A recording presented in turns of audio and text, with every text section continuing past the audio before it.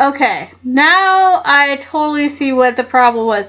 So apparently I accidentally...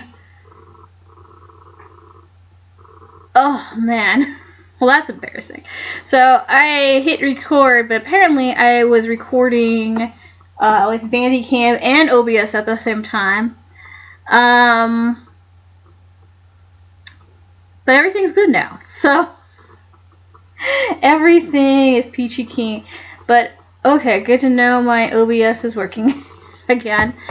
Anyway, so I have to restart. Thankfully, I didn't really start reading Clue the Broken Locket. Anyway, so things that happened. Nancy was locked out on the roof of the Driscoll house. And she was like, I'm stuck! You know, I'm absolutely stuck! But, you know, Bess knew where she was, so... She knew where Nancy's last location was, so it was only just a matter of time of, you know, somebody of them just coming back and be like, Nancy's still not here. Okay, let's go check the Driscoll house. But that would meant Nancy had to wait for quite a bit. But let's see. Nancy and Bess went to the Driscoll house because the Driscolls were like, hey, we have the Iron Bird, but it looks like it's actually something that was bought in the shop. So basically Nancy and Bess were lied to. You know. And whatnot. Yeah, that's, I think... Oh, one other significant detail is that Nico is being pirated. So it's like him losing money is due to someone actually pirating his music and selling it. So and Cecily, who's completely worried because she hasn't been able to reach Nico for a bit, she decided to take a bus to, I think, his hotel or something, and see what's up with him. So that's basically where everything's been left off. And this time I will try to cut down the commentary so we can get through chapter 15. So, chapter 10, an exciting find. Like a flash, Nancy was at the front door of the cottage. She flung it open. A handsome blonde young man stood there, his hand lifted as if to knock. Nico Van Dyke, she cried out involuntarily. He smiled broadly. You recognize me? Nancy, smiling, said, I not only recognize you, but I'm terribly relieved to see you. Please come in. You mean you thought I was a burglar? Nico asked as they all took seats. Well, we had a prowler here today who did a lot of damage, and I was afraid he might be returning. To Nancy's surprise, the young musician said, I saw him, but I didn't know that he had already broken into the cottage. He was carrying an axe. When he spotted me, he ran up toward the misty end of the lake. You saw him? Bess exclaimed, coming forward. What did he look like? When Nico described the man, Nancy looked at the other two girls significantly. He must be Vince Driscoll. What time did you see him? Nancy asked. When Nico told her, Nancy realized that Vince had rushed over to the cottage while she was locked on the roof, and before Bess's return, and damaged its contents. This must mean that the Driscolls were trying to frighten the girls away from the area. Suddenly, Nancy realized that Nico no doubt was looking for Cecily. Quickly, she introduced herself and the others and explained how they happened to be staying there. Cecily isn't here now? Nico asked, a look of disappointment on his face. She's on her way to Baltimore, Nancy replied. Baltimore? But why? To see you, Nancy replied. It's a shame. You just missed her. We put her on the bus not long ago. Is she coming back here? Nico asked. Nancy nodded. She has been trying day and night to get you on the phone. I'm pretty much tied up, Nico explained. I wanted to come here as soon as I got Cecily's message, but this is the first chance I've had. The Flying Dutchmen are taking a night off. I've been very upset. Cecily may have told you that we had a disagreement, and I felt pretty bad about it. Somewhat embarrassed, Nico admitted that upon arriving at the village that afternoon, he had walked for hours along the lake, trying to think of a way to persuade Cecily to marry him right away. It was during that time he had seen the suspected vandal, My problem is, why didn't you freaking call your gosh darn fiance? She's been freaking worried about you. That's my issue in all of this. She's been calling, trying to contact him day in and day out, and then he's like, let me surprise her. And it's like, oh, well, yeah, no duh, she went freaking to Baltimore because you weren't answering the phone. You know? It's like, plan stuff, my dude. Now, they're supposed to be a lovely couple, but he is like, he's kind of pissing me off. You know? She's been trying to reach him, and he at least got one of her messages, and he doesn't bother. He doesn't bother, like, trying to be available when she calls. And so now, of course, he's not there. So, yeah, of course she went to Baltimore. Like, he's all surprised. Like, well, yeah. She's, like, calling you. Obviously, she's, like, trying to reach you, man. What, she's supposed to just sit here and wait until you decide to, like, see her? Screw that.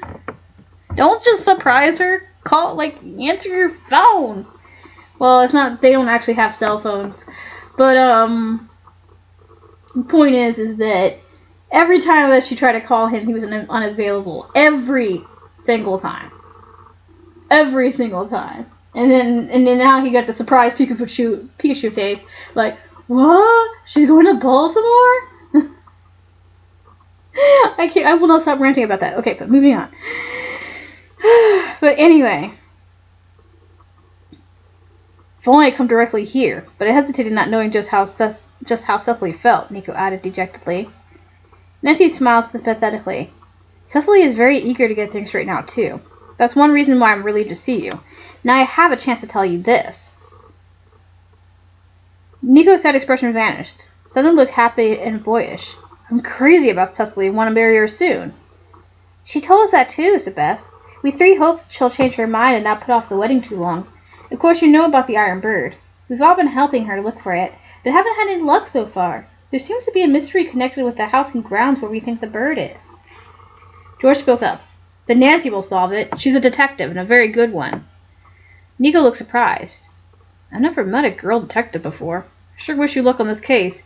Cecily wants to find the fortune for us, but I keep telling her I can earn enough and we don't have to live in grand style. Nancy and her friends were impressed by the young man's sincerity. George spoke up. Are you staying in town tonight or going back to Baltimore?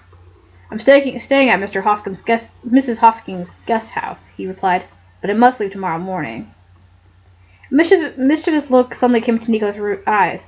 I'll tell you what. I'll come back here tomorrow night after our performance. But don't tell Cecily when she returns. I'd rather surprise her. Dude! Stop trying to surprise her!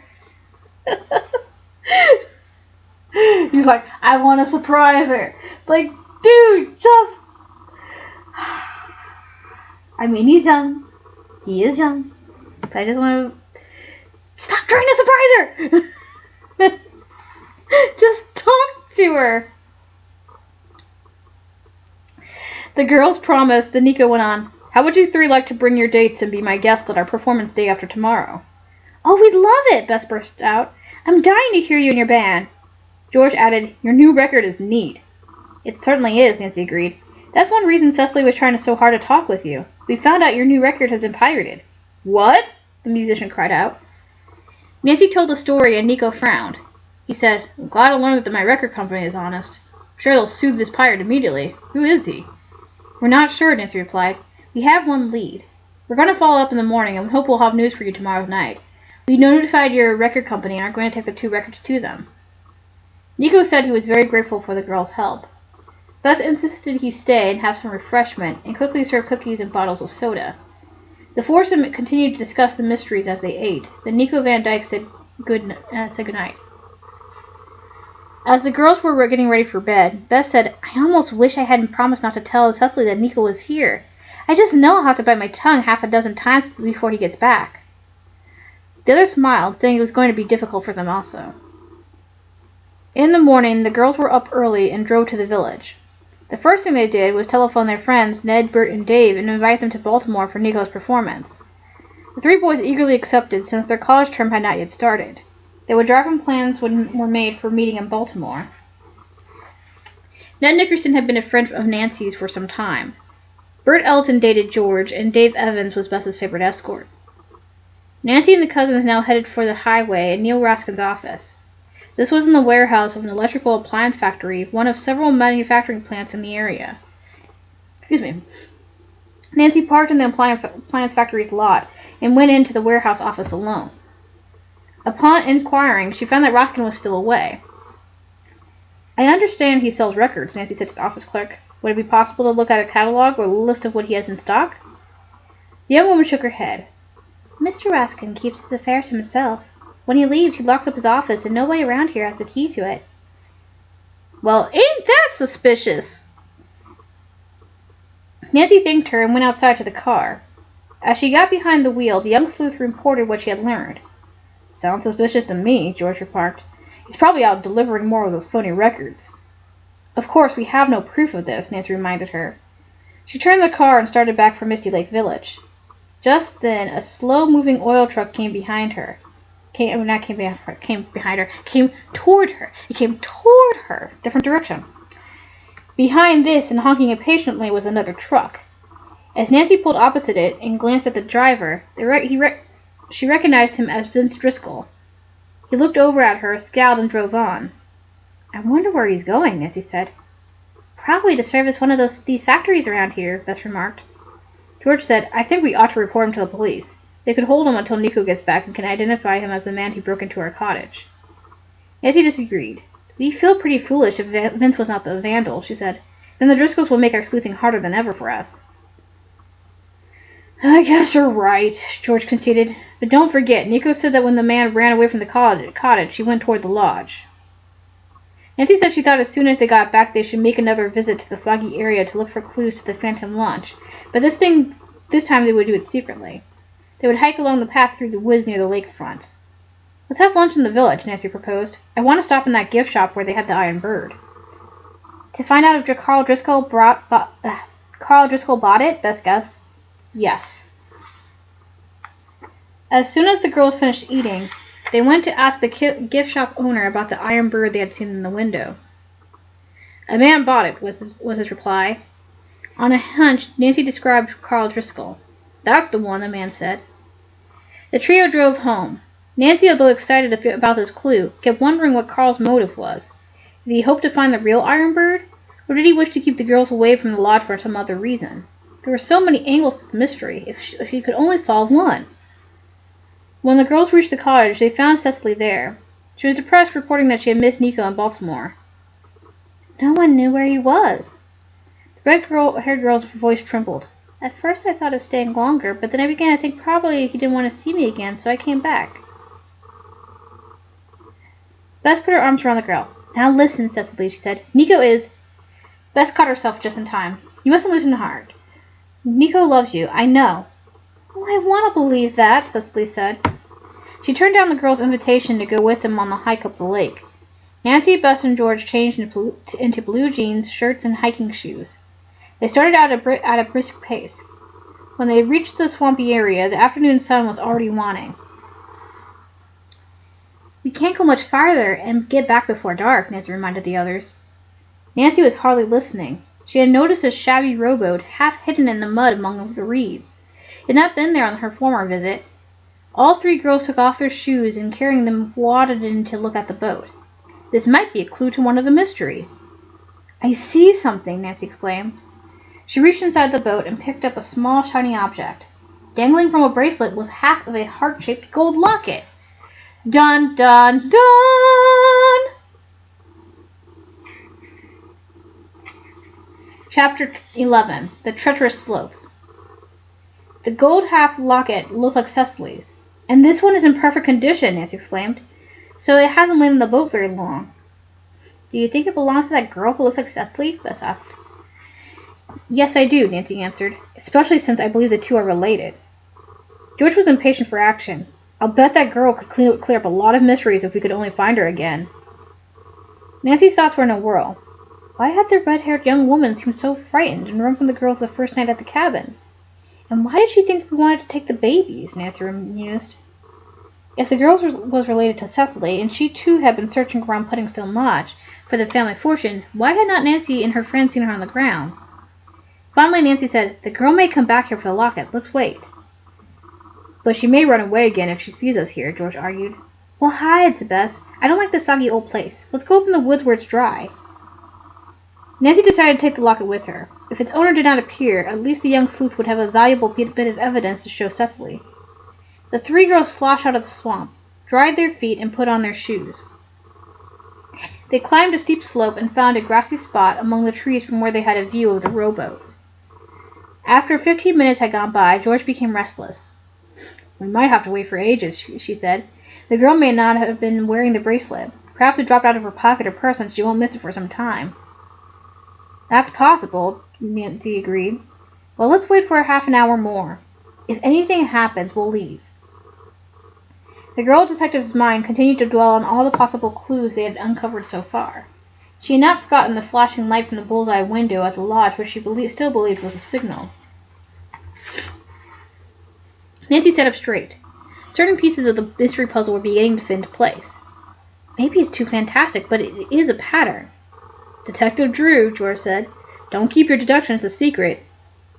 Nancy smiled and said somberly, "There might be something more sinister to this whole thing than we imagined." "Like what?" Bess asked, wide-eyed.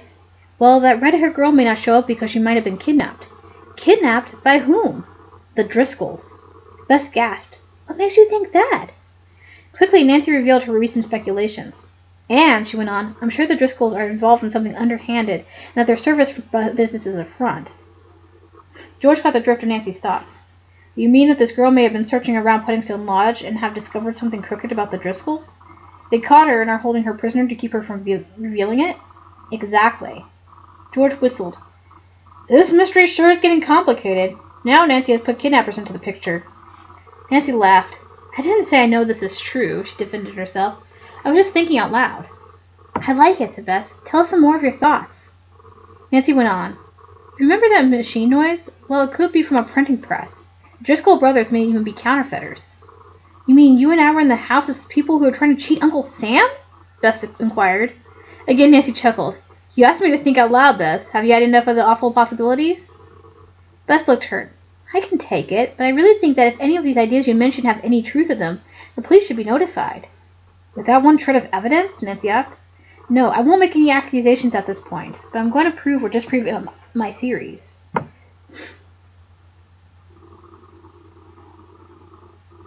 George stood up. She glanced at her watch and said, "The half hour is up, and if that red-haired gal is a prisoner, she's not going to come around here. Let's go." In her haste, George stepped backward down the slope and lost her balance. She teetered for several seconds as both Nancy and Bess made a dive for her, but they could not reach the swaying girl in time. She fell on her back, hitting her head hard. The blow stunned her, and George began to roll down the hill. Nancy and Bess gasped. Their friend was heading straight for a group of thorny bushes at the bottom. The two girls leaped forward but were too late. Bess screamed as her dazed cousin hurtled into the bushes. Fortunately, her body had swerved and landed feet first. This saved her face and hands from being scratched. By the time Nancy and Bess reached her, George was coming out of her daze. "Thank goodness!" Bess heaved a sigh of relief and pulled George from the bushes. Her legs were badly scratched and her clothes dirty and torn. Bess rushed over to the water and soaked a handkerchief, which she brought back and laid across George's eyes and forehead. The dark-haired girl sat up. "What a ninny I am!" she exclaimed. "Well, at least I can wash my face and hands." Bess insisted upon getting fresh water and doing the washing. George smiled. "I have to admit, sometimes you treat me pretty well, cousin," she teased. Bess made a face, then went again to the lake, and after the third cleanup, George began to look more like herself. There was a slight lump on the back of her head, but she said it was not really bothering her. "But I would appreciate going back to the cottage," she said. George objected to being helped, but Nancy and Bess paid no attention to her protests. "We don't want any more spills," Bess told her. When they reached the cottage, George refused to lie down, saying what she needed was a good, juicy steak. Cecily, after expressing her sympathy over George's accident, offered to get supper. "We do have steak, and it won't take long to broil it." Nancy offered to help, saying she had a surprise for Cecily and would tell her about it while they were working in the kitchen. She pulled the half-locket from her pocket. "This matches yours, doesn't it?" she asked. Cecily stared unbelievingly. I'm sure it does, but I'll get mine and we'll compare. There was excitement all over again when Cecily put the two halves together. A perfect fit. Excuse me. Where in the world did you get this? She asked. Nancy told the whole story, adding that during her previous visit to the area, the old battered boat had not been there. Either someone just tried to hide it or it drifted there. I'm sure the Locket wasn't in it very long. I do have an idea as to the person who lost the Locket. Who? Cecily asked eagerly.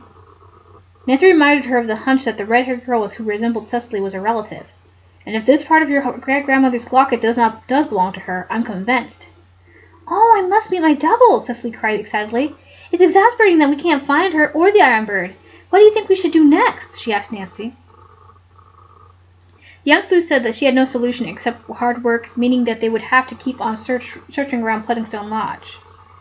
Cecily was silent for a full minute before she remarked, "That other red-haired girl's actions have been so strange. I'm sure she's very worried about something.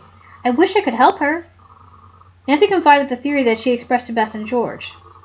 "Oh dear!" Cecily exclaimed. "If that girl is a prisoner, and you didn't hear or see anything of her when you were in the lodge, she must be well hidden." "I agree," Nancy replied. "Of course, she might have been taken out of the house and been kept somewhere else until after I'd gone." During the delicious steak supper, which Cecily and Nancy served, the girls continued to talk about the Locket, the missing red-haired girl, and Puddingstone Lodge. When they finished eating, George declared that she felt fine and again longed for action. Bess looked at her cousin sternly. "No physical exercise tonight, but I'll make a bargain with you. I'll drive you to the movies over at Ridgeton." "Good idea," said George. "I accept." Bess turned to Nancy meaningfully.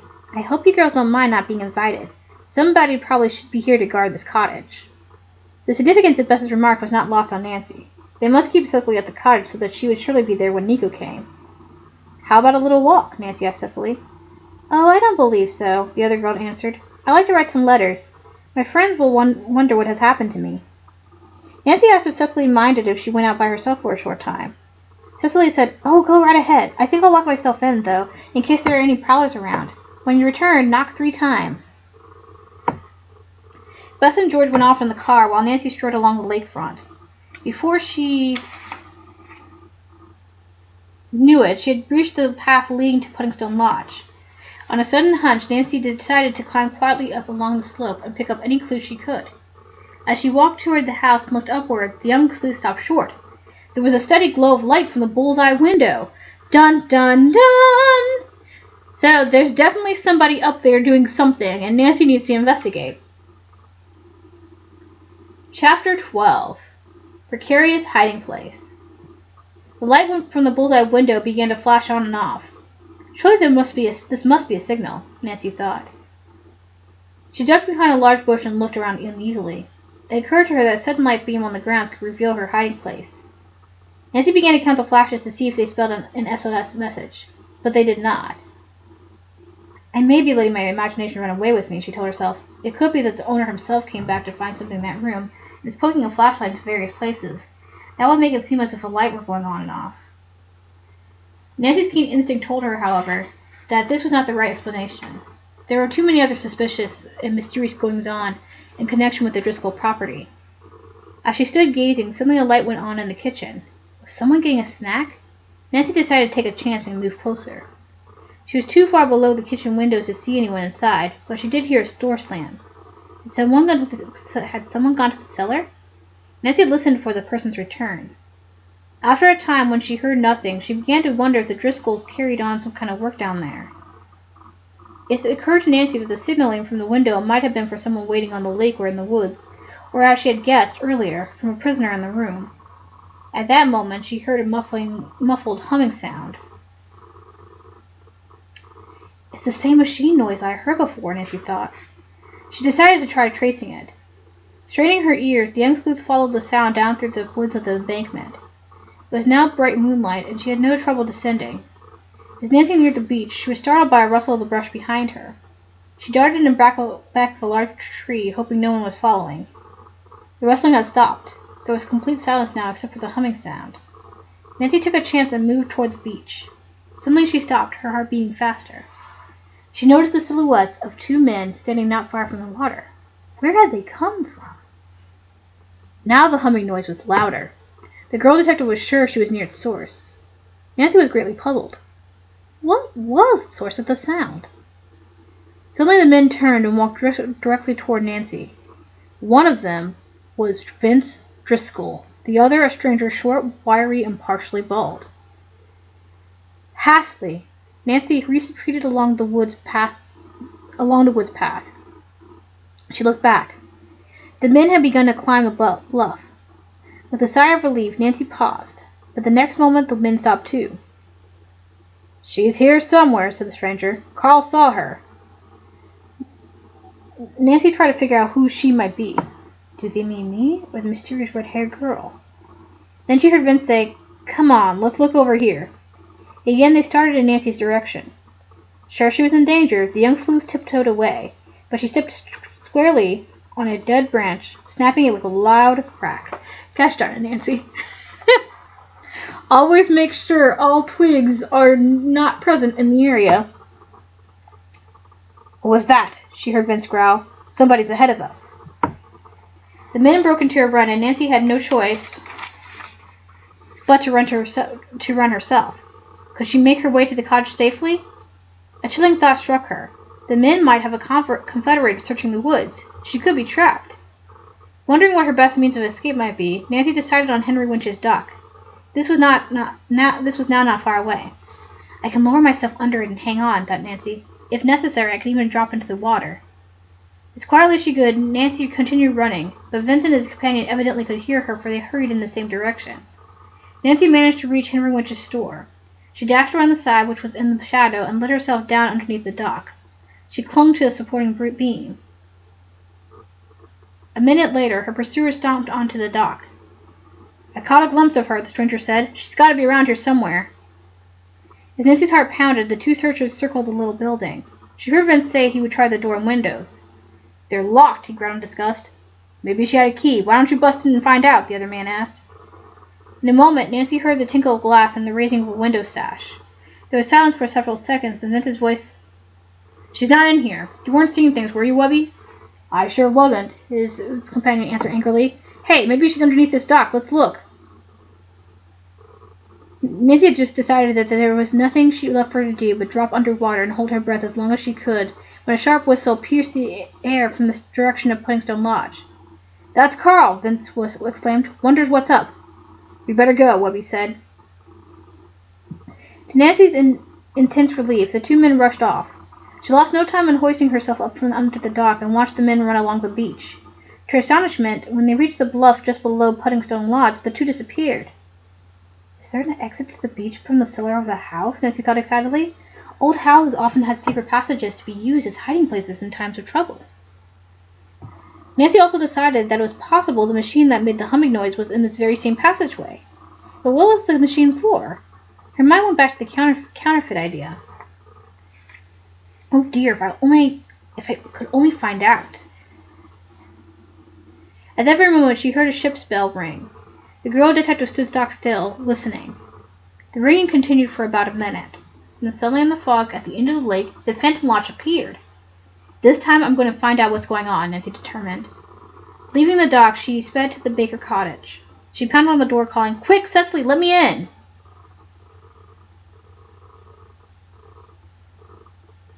Cecily dashed to the door and opened it. "What's the matter?" she asked. "The phantom launch! Look!" Cecily stepped to the porch and stared at the weird sight. Nancy, meanwhile, grabbed a paddle. "I'm going to try and find out what it is," she cried and rushed down to the canoe. Nancy turned it over, pushed the craft into the water, and jumped in.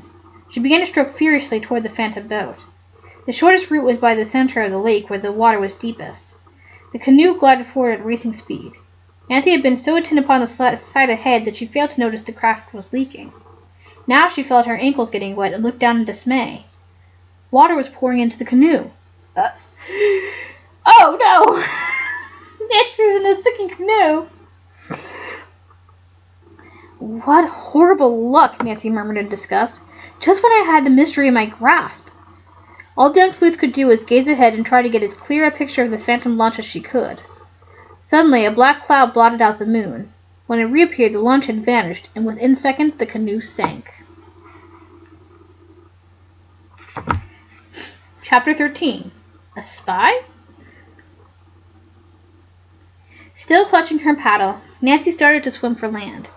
I'm sure it couldn't rescue the canoe. It will have to be fished out of the bottom of the lake. As Nancy neared shore, she began to wonder whether someone was waiting in an ambush. There was no doubt in her mind that the canoe had been sabotaged. It had been all right when Henry Winch left it.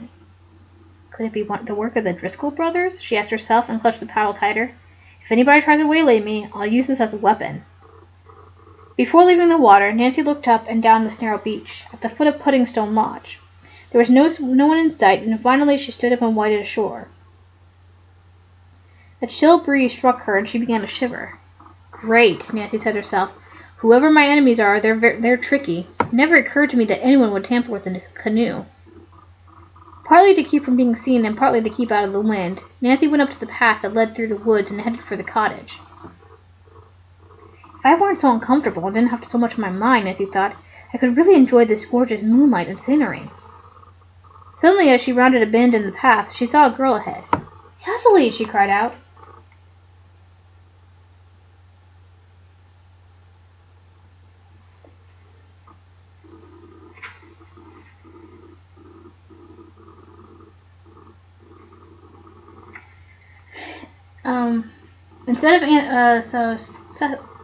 Where was I? I was looking ahead, and then I just came back. Cecily, she cried out. Instead of answering, the young woman fled up the hill among the trees. Nancy knew now that she was not Cecily, but the other red-haired girl. Please wait, I want to talk to you, she called. I'm not going to harm you. The fleeing girl paid no attention. Soon not even her footsteps could be heard. Where had she gone? To Puddingstone Lodge? Nancy became lost in speculation as she went on toward the cottage. Maybe she was wrong about the strange girl. If the young woman was afraid to speak to Nancy, she might well be a spy for the Driscolls, not a prisoner.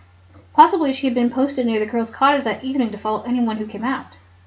Nancy pursued her line of reasoning. As soon as I set off in the canoe, she could have run along the path to see what happened to me. When the canoe filled with water and I began swimming, she knew I wasn't going to drown. She waited to see what I'd do when I got to shore. The instant I called out Cecily's name, that girl rushed back and reported everything to the Driscolls. Another idea occurred to Nancy, that someone wanted to keep people from getting too close to the phantom ship, so he had sabotaged her canoe. By the time Nancy reached the cottage, she was cold and exhausted. She saw smoke coming from the fireplace chimney and took heart at the thought of its cheering warmth. As Nancy opened the door and walked in, she saw Bess, George, Cecily, and Nico grouped around a roaring fire. Nancy! Whatever happened to you? Bess cried out upon seeing the bedraggled, shivering girl. Her friend normally would have given a humorous answer, but instead she said seriously, Hello, Nico. I'm glad to see you again. As for me, someone put a hole in the canoe and I took an unexpected bath. Who would have done that? George asked. Oh, don't tell us now, Nancy. Go, you get yourself into a hot bath pronto.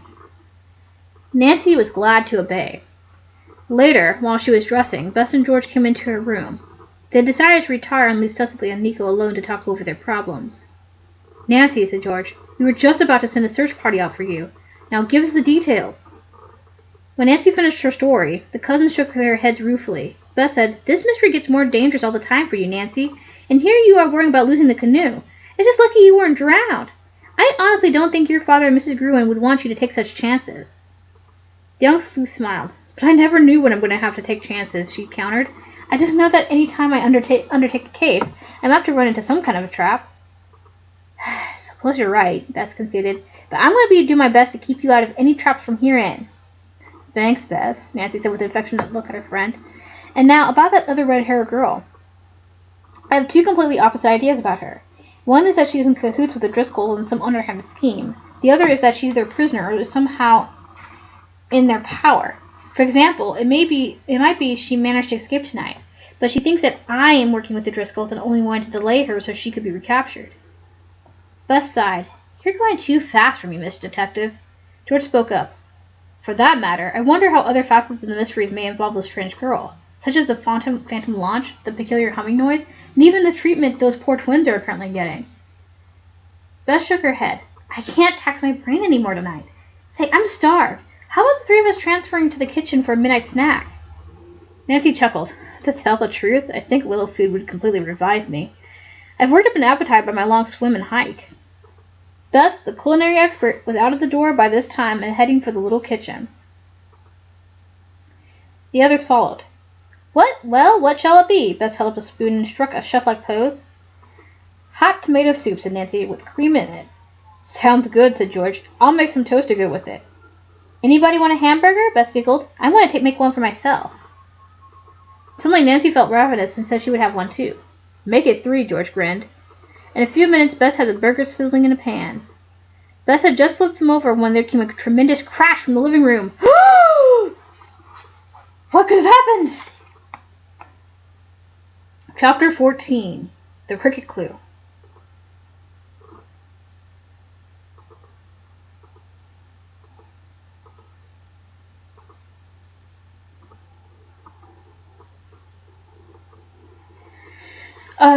Sorry, reading ahead. Anyway. All 3 girls dashed into the living room. They looked horrified at the scene before them. The front door stood open, a huge rock lay on the floor, and beside it both Cecily and Nico lay unconscious. Bess gave a little scream as she and George ran forward to kneel beside the stricken couple. Nancy was torn momentarily between helping them and trying to find the rock thrower. She rushed from the cottage and gazed around. 2 men were racing along the lakefront toward their lodge, and in a minute vanished from sight among the trees. I'll bet they're the Driscoll brothers, Nancy murmured to herself. I wish I had a better look. Well, I can't do anything about it now. She hurried back inside the cottage. For the first time, she realized exactly what had happened. The 2 assailants had carried the heavy rock up to the porch, quietly opened the door, and thrown their weapon with full force at the couple. Cecily and Nico had been seated on the small couch before the fireplace, their backs to the door. Fortunately, the rock had struck the couch, but the force of the blow had pitched the pair forward, and they had struck their heads on the edge of the hearth. They might have fallen right into the fire, Nancy thought, shuddering.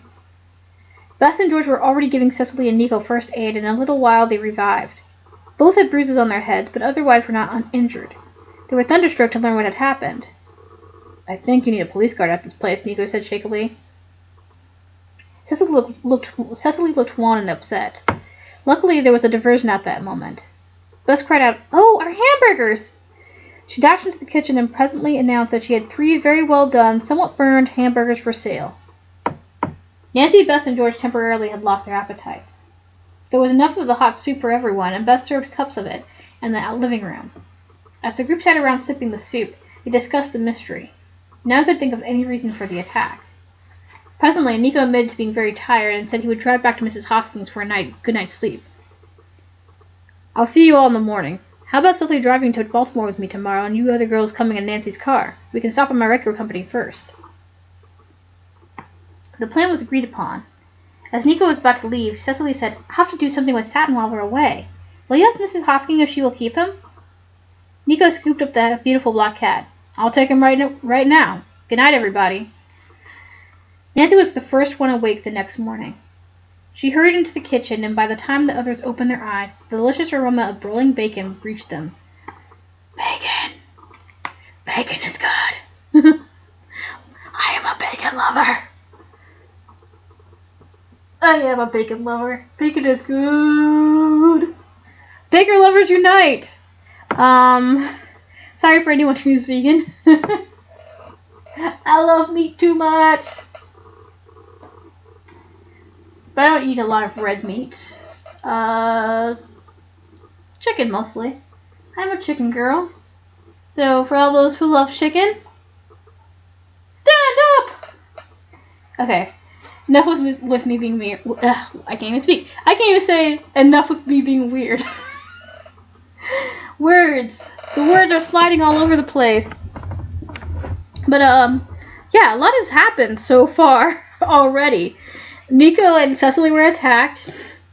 Nancy's canoe sank.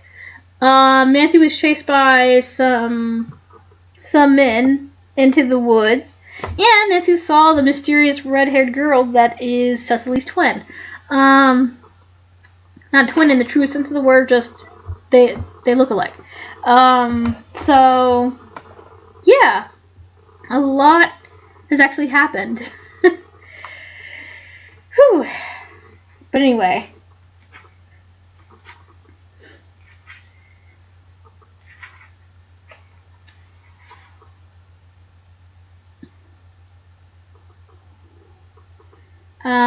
So anyway, the bacon. So This sentence right here. The girls took a quick dip in the lake, and then ate before dressing. By 9 o'clock, they had locked the cottage and were on their way. While the others waited at Mrs. Hoskins, Nancy drove to police headquarters and talked with Chief Stovall. She told of the many happenings in or near the cottage since the prowler had broken in. The chief frowned. Last night's attack is certainly bad business. I'm sorry we've made no progress in catching the vandal. I take it you believe the same person or persons are responsible for both incidents. But this business about the phantom boat I still can't swallow. There must be some logical explanation for it. Nancy smiled. The apparition is pretty weird, but is very lifelike.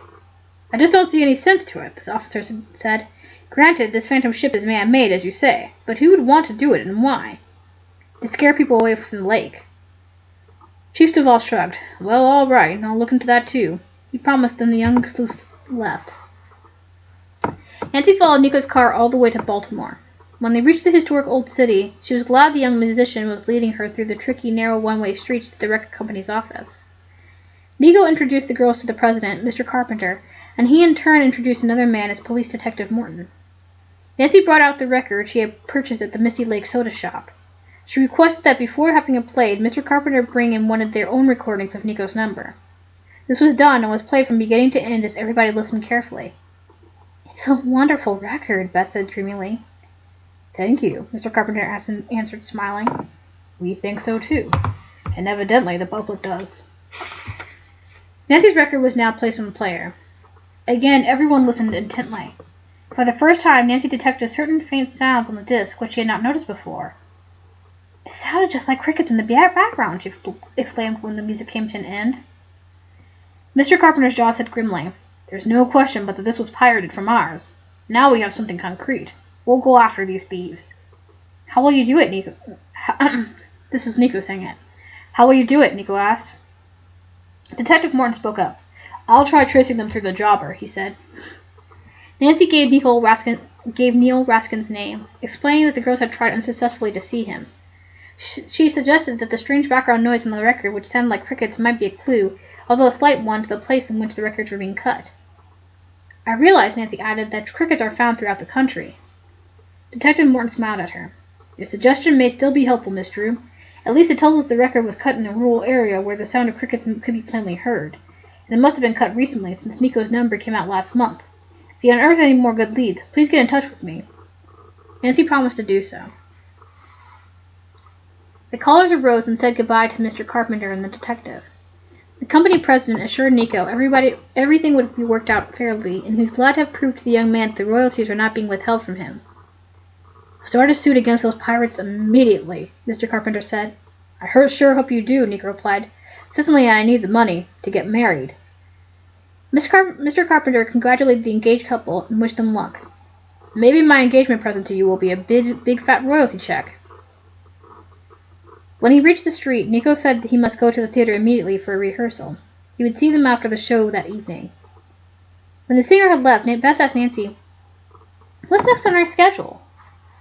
The girl detective said she thought they should locate the Kenneth Wayne house and see what they could find out.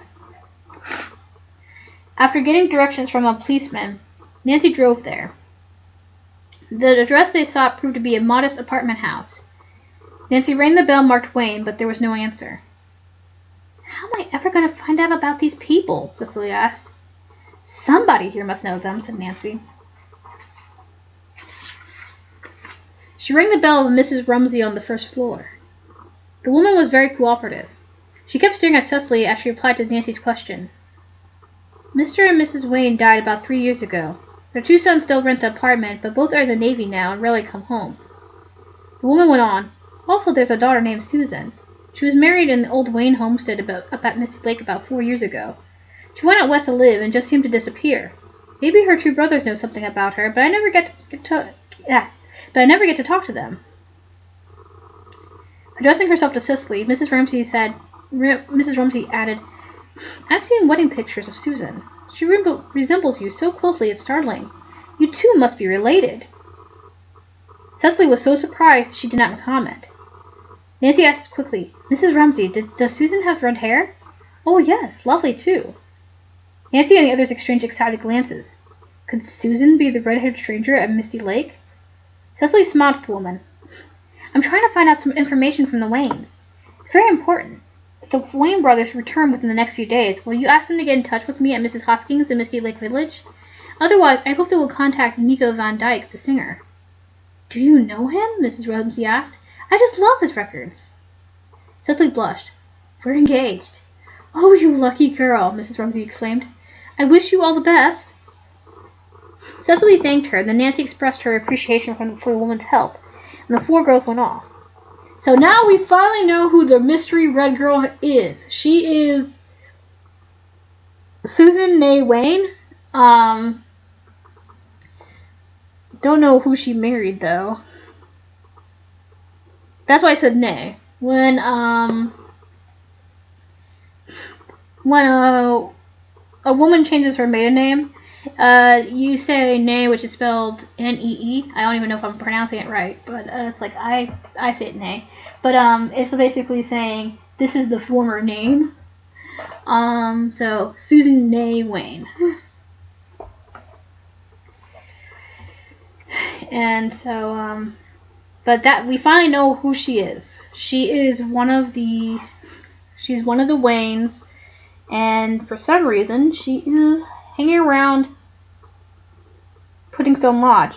But, excuse me, from what it sounds like,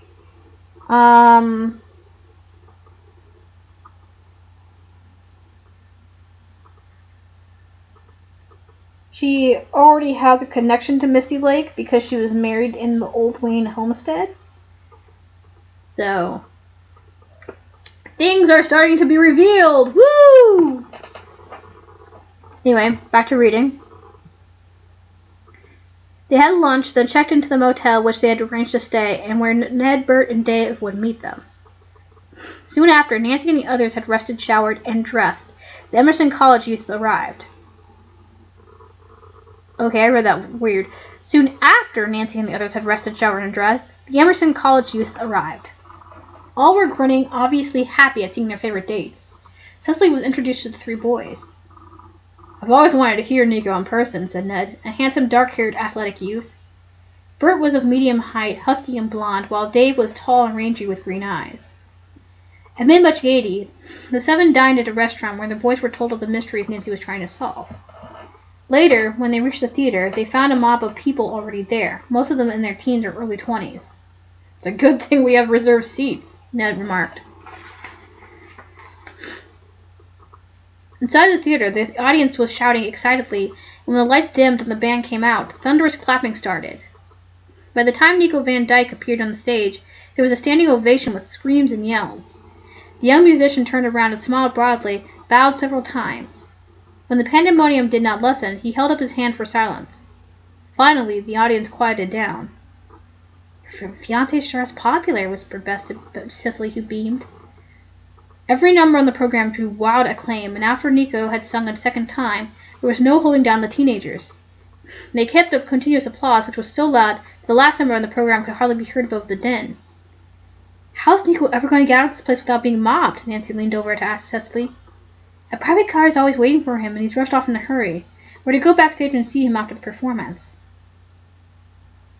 As the audience filed out, still in a delirious state, Cecily and her friends made their way to a door which led to the dressing rooms. A watchman unlocked it. The group enthusiastically praised Nico for his fine performance. He thanked them, but added wearily, "It was a terrific session, but getting out of here is a real problem." Everyone waited, hoping most of the audience would have left the sidewalk near the alley, but they were not to be cheated out of a close view of their favorite performer. I'll just have to chance it, Nico said finally. Tonight, 2 cars are waiting. Some of us will go in the first and the rest in the second. We'll go to your motel first, girls, then decide what to do for the rest of the evening. As the guard opened the stage door, the uproar began again. Cecily shrank back. Inadvertently, Nancy was the first one to leave the building, with Nico directly behind her. He grabbed her arm and guided her through the mob toward the first car parked in the alley. The driver hopped out and quickly opened the rear door for Nancy and Nico. As soon as they were seated, Nico locked the doors and said to the driver, "Get us out of here." The car started slowly forward. "Quick, Nancy, crouch down," the bandleader advised to keep the crowd from spotting them as stopping the car. The plan succeeded, and they finally reached the street. The driver turned right, and when they had gone a block, Nico and Nancy sat up. The musician said, "Take us to the Stratford Motel." At the next corner, Nancy expected the driver to turn left. Instead, he went straight ahead.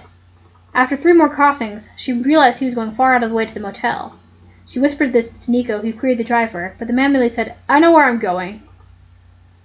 Suddenly, panic seized Nancy. She whispered to Nico, "Is he your regular driver?" "No," he answered. "Never gave it a thought. Why?" The young sleuth spoke directly into Nico's ear. "I'm afraid we're being kidnapped." Dun, dun, dun! This is not good. Chapter 15. Intensive Search. Nico turned quickly and looked at Nancy, a stunned expression on his face. "Kidnapped," he whispered back. "You mean it?" Nancy nodded, murmuring, "I'll explain later. We better hop out at the next red light. If we get separated, let's meet at the motel." Nico agreed, and they waited for their chance. It came in about 2 minutes. As they reached a busy intersection, the lights showed red, and the driver stopped.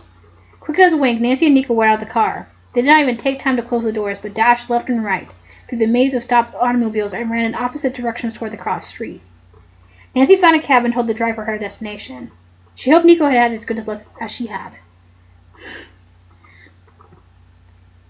Ooh, my nose is stuffy. Hold on a second.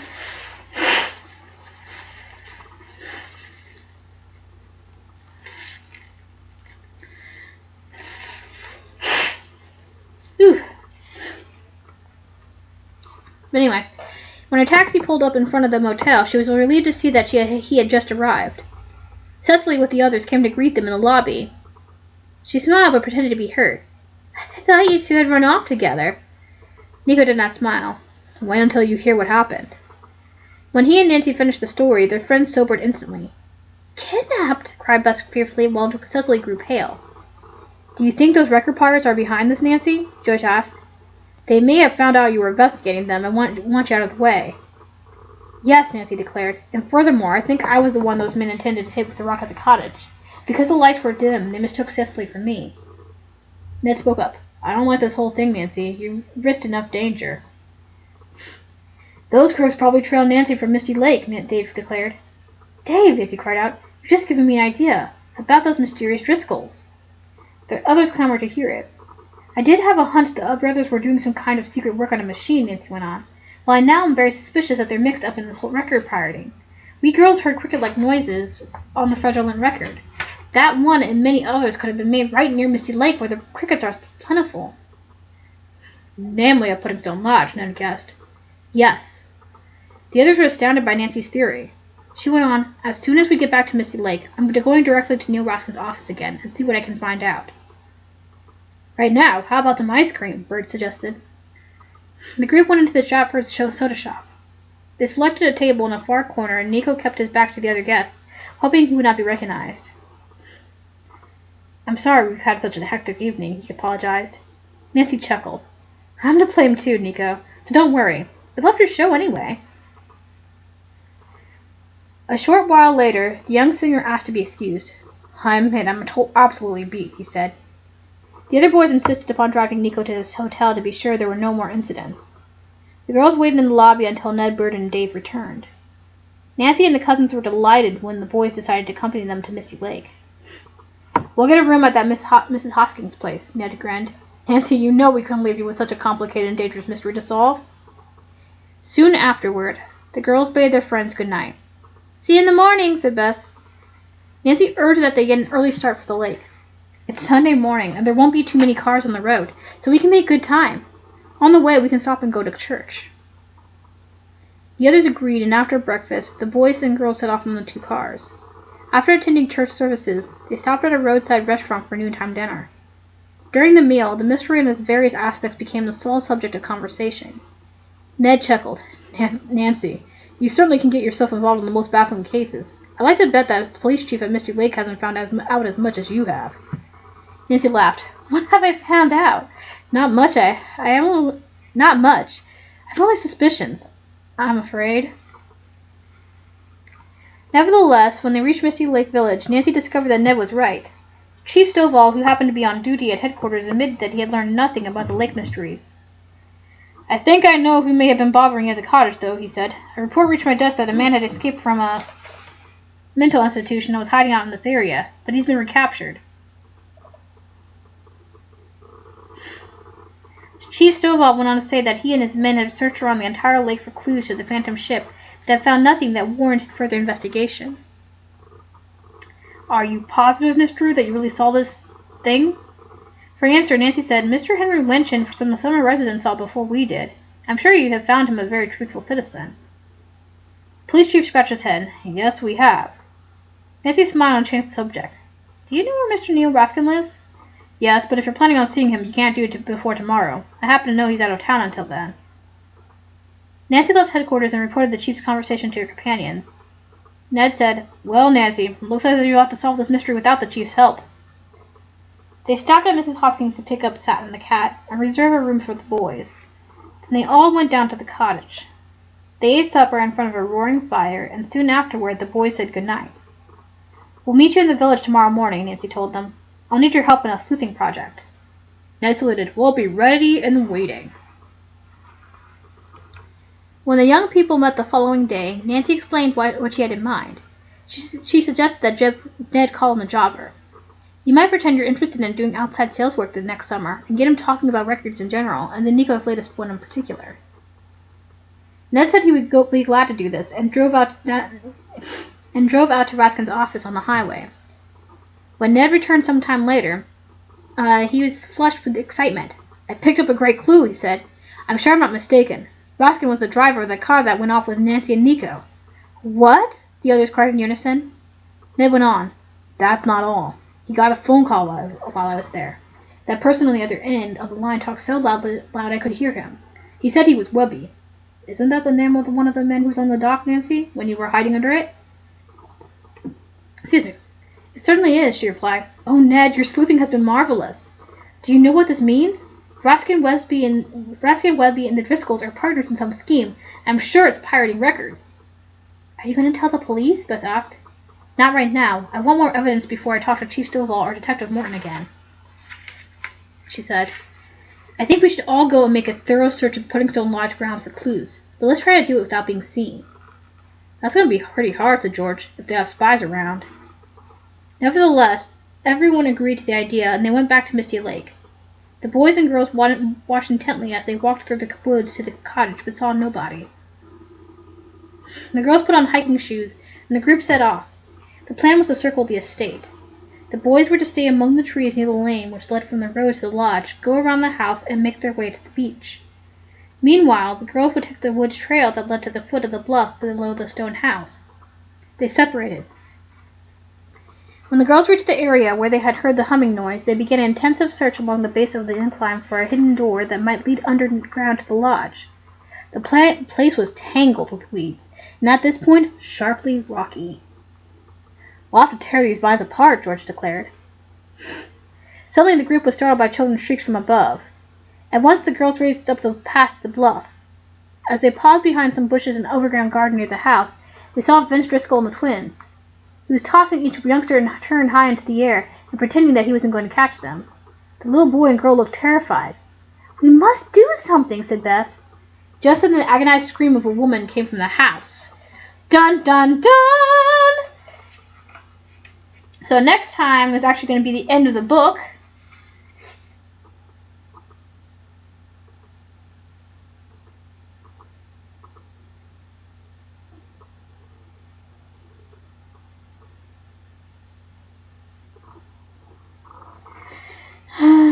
Sorry for the pause. I'm just looking at what's going to happen in the next chapter. But yep, the story is almost finished. Next section,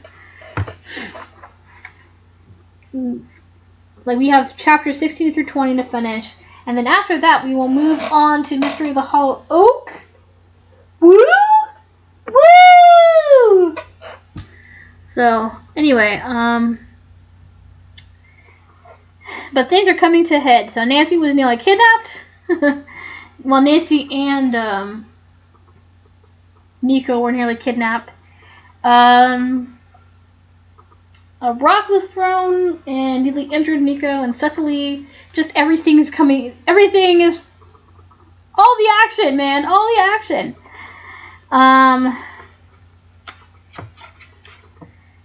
But man, seriously?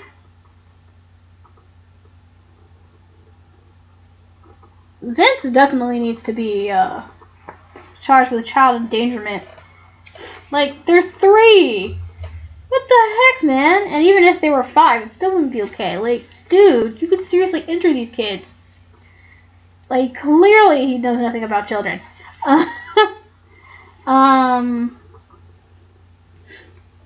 But things are starting to piece together even more. And we still have the treasure part that we're looking for. Because, like, don't forget, there is supposed to be a treasure. But at least we've solved one mystery. We now know the identity of Cecily's twin, and she is supposed to be a relative, one of the Waynes, who got married and disappeared, and now she's showing up. But the question is, what's going on? What's going on with her? What's her connection to the Driscolls? And all will be revealed next time. So I hope you guys enjoyed this session, and I'll see you wonderful people later!